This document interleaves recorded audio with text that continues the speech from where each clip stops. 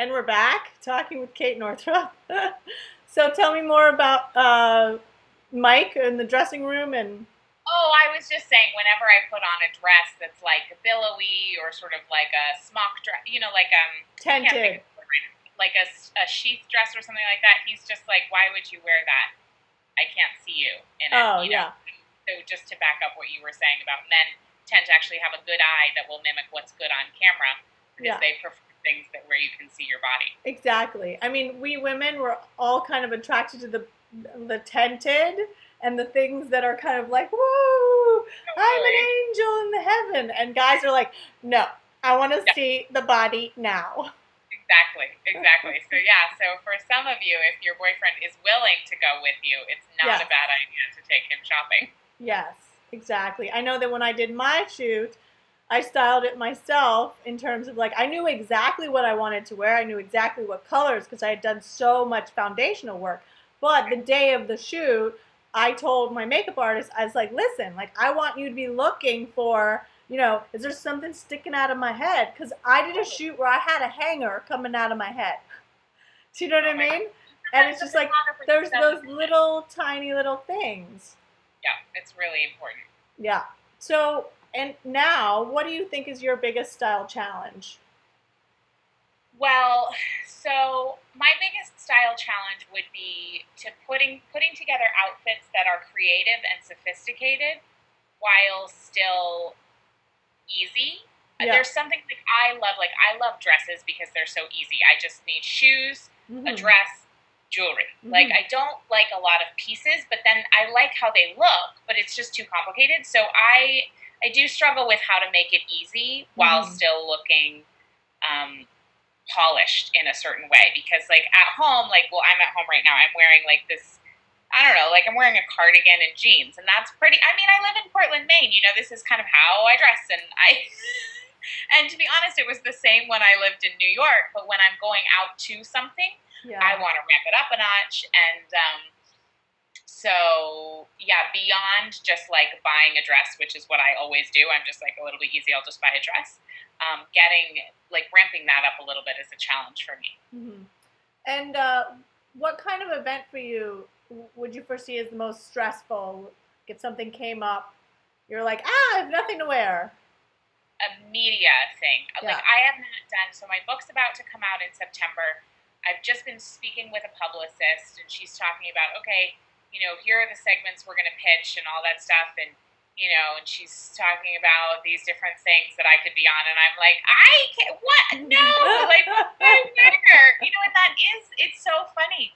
All of my anxiety dreams are about going on a trip and not having packed. It Interesting. always comes down to the outfit. And like, I'm Yeah. never really worried about what I'm going to say. I'm always just, if I have the right outfit, I Yeah. know everything's going to be fine. Yeah. Yeah. I'm the same way. Like I want to make sure, I have the best pieces possible. So Yeah. in terms of, do you foresee that they're going to be on camera? Are they, shoulders and up? Are they full length? I think they would probably be more. Well, I don't know. I mean, it won't happen until September, but it depends. Like some of those shows just do shoulders up Yeah. because it's like a talking head thing, but a lot of them like sit you up on a stool and you're doing the full body, and then you have to really be thinking about your posture and And what your shoes look shoes. like, and so all of it. It's like actually far more complex than most people would think. So yeah. So anyway, closer to that, I'll have to start giving that some more thought. Yeah. And also, one thing you've got to factor in is if you're going to be on camera, media friendly colors. Good point. Because you want to stay true to your brand and use your branding colors as much as possible, but Mm-hmm. also be in colors that are really flattering on camera. So, like Right. for example, like blues are really really great on camera. Greens not so much. Yellow not so much. Orange can be good, but it depends on the shade of orange. Coral is really good. Red can be good. Sometimes it can be too glaring. And then the other thing about media is you always want to take it up more in terms of a notch because the camera will kind of deaden things. Exactly. And I know that about makeup. I mean, when I got my makeup done for my photo shoot, I was horrified by how Yeah. much makeup I was wearing. Oh, yeah. It's scary, right? I was horrified. And Yeah. I was like, there's no way these pictures are going to look good. I look like a drag queen. This is awful. And I was really panicking about it. And Yeah. Krista was like, no, I promise you, you will be happy once you get them. And I'm thrilled. And I totally do not look like a drag queen in my photos. Yeah. It's the same thing with jewelry. Jewelry Yeah. oftentimes on camera, like these pieces kind of look very, very glitzy in person. But on Skype, on video, they're muted. They're a little bit toned down. So I always say, test things like using your camera on your computer and test to see how it looks. Do a little test run before you go and do that media appearance. So Yeah, because like my little pearl earrings, which is what I wear every day. Like clearly you can't see those. Yeah, yeah. Little earrings like Tiffany, tiny little studs are totally, disappear. Sad, but true. Even if they're real. So what I did here on Pinterest is I actually went to your own pages and pulled some inspiration images and then did some virtual online shopping for you. Just things that I thought, might be on brand, might be comfortable, might work. Here was a nice orange number. This is love that Diane Von DVF. Furstenberg. Yeah, and wrap dresses are really, really flattering on pretty much every body shape. I haven't measured you, but I've seen you in person. So I kind of have an idea that you may be broader in the shoulders and narrower in the hips.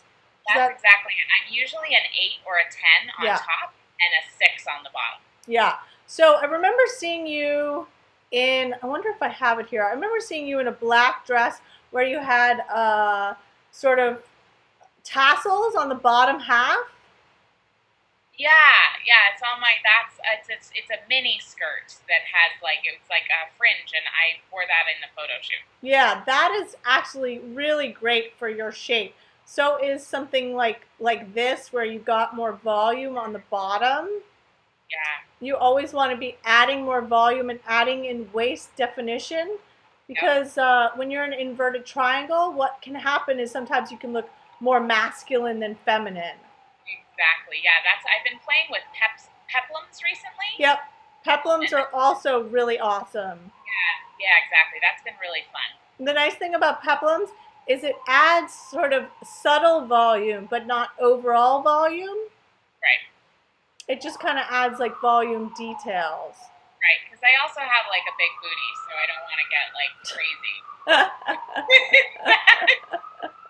Hey, work that booty. Work that booty. I mean, I'm all about it, but certain things I'm like, wow, that creates a lot of booty. Yeah, but in terms of like going on camera and for media appearances, absolutely dresses, like your instinct to go towards dresses is really, really good because a dress is going to be a solo statement. It's going to be stronger and it's also going to be easier to accessorize. Right. Anytime you start messing around with separates, it's a headache to find matching items and also it can come off as sort of too casual. Right. So, because you want to appear feminine, I say, just continue rocking the dresses. Cool. And just find really good ones, Yeah. Be patient. And also my other advice to you is if you're starting in September, give yourself a little bit of lead time so you can find exactly what you want. So you're not rushing around at the last minute. That's a great point. Yeah. And the other suggestion I had for you is there's this company that just started. I'm going to show it up. They're called Roxbox. Can you see? And they send you this box, and it's like Netflix for jewelry. Oh, cool. Yeah. So one of the things that a lot of my clients have gone through is that they don't want to wear the same signature jewelry over and over because they want it to keep fresh. And this is like they send you 3 new pieces, and then you wear them, then you send them back, and they send you new stuff. Okay, I'm just typing that in so that I can go look at it after. Great. Thank you for that tip. And that's, well, so do you know about PK, the hosiery subscription? Yeah. Yeah. So are you doing that? What was that? Are you doing that? I'm not. I haven't started it yet. Yeah. But I'm prepared to, and but that one obviously, you don't send the jewelry back to you. I mean, the hosiery back to you. That unless a fetishist wants it, right? Yeah, that's totally weird. But anyway, leggings or hosiery or whatever, and I gotta like dive into the site a little bit because I don't wear hosiery all that often. But it gets runs in it and it kind of wears out, so it is something you need to recycle through pretty frequently. Yeah, and hosiery is in terms of media appearances, that's great for when you know your legs are going to show. But so many times they're doing like from here up, so like necklace, earrings, rings, bracelets, like kind of crucial because they add that extra touch of something, and it's another opportunity for you to sort of show your flair and make kind of a great business impression. Yeah. So, did you have any questions for me or anything you wanted to comment on the Pinterest board? Or I just love that you did that, and I'm so excited to even dive in further. I just think that's so much fun. So that's awesome. I've actually had fun doing them. They're kind of fun. Yeah, you do. Yeah, I mean, that's really exciting. I guess I would ask, if to my question or to my challenge about it's more, I guess, even the media. The media thing would be sort of a separate thing, but like in daily life, if I'm out and about, like I've got tons of networking meetings that I'm doing this week. Again, like my go-to, I'm wearing jeans and a cardigan and like this J. Crew kind of army jacket that I wear pretty much every day. Can you back up a little bit so I can see a little bit more of it? Let me push out my computer here. I'll stand up and you can see what I'm wearing. Got it. It's just like, this. Okay. It's not a bad outfit, but it's nothing you would be like, wow, so spectacular. Right. So on like for just daily walking around comfort days, because I also do live in a place in Portland where I walk a lot. Yeah. What do you recommend to keep it sophisticated, keep it kind of like on brand and polished, without being like, I'm not going to put on high heeled boots and schlep around Portland in a dress. Like I'm not going to do. What are your what's an in-between that would work well, do you think? Well, I always say to figure out your sort of casual uniform, figure out like your jam. Like, is your statement piece going to be like a really interesting pair of pants with like an interesting print? Because in that instance, you have an opportunity to like whatever part of the body you can use, whether it's like an interesting shoe or an interesting piece of jewelry. But let me show you my statement shoe. Okay. I've been wearing these lately, which are like sparkly gold flats. Oh, which cool. They've been great because I can walk in these, but they're like covered in glitter. Yeah, and then you can put them with jeans. Totally. Yeah, so I would say invest in a really great pair of like jean pants, like pants that, like a dressier version of a jean, maybe in a different wash, and then focus on finding really cool jackets. So like maybe you just like update your idea of a jacket and bring the jacket to the next level, and then in the shirt department put a color that's sort of on brand, like pepperina coral, so that it kind of gives you a little bit of color. Yep, I like that. Yeah. The statement piece is a good thing. And one thing I always tell people I work with around money is it is really also important what you carry your money in. So your wallet and your purse actually means a lot. It doesn't have to be expensive, but it has to kind of look and feel a certain way that makes you feel abundant. So that type of accessorizing is not only important for how you look, but also, I think, for your abundance and for attracting money. Yeah, and that's the same thing with like maybe in also upgrading your jacket, maybe you upgrade your purse or your wallet or like an accessory that goes with you everywhere. I know my go-to purse that I wear at night. I also wear in the day, and it's kind of dressy, but it still works during the day, and it elevates my outfit. And I always feel, because it's the most expensive purse I ever bought, but it's still daytime appropriate, at least in my world as a stylist. Like every time I wear it, I always feel super, super rich and affluent and like, wow, even though I only have one. I don't have a closet of designer handbags. I have one. And in a small town, you kind of have to be cognizant of like not being too showy. I'm not going to be wearing like Louboutins Yeah. and Chanel down Congress Street here in Portland. Right, Like, right. first of all, it's not really on brand for me, but second of all, like, yeah, it's regionally inappropriate. Yeah, yeah, yeah. And I think the Mainers would appreciate you being, down in their level. I mean, maybe not head to toe LL Bean, Right.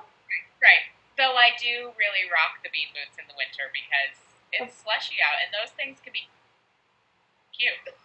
Yeah, rain boots, snow boots. Yeah, mandatory. You got to be realistic, Yeah. But that's an area that you could also put more attention into too.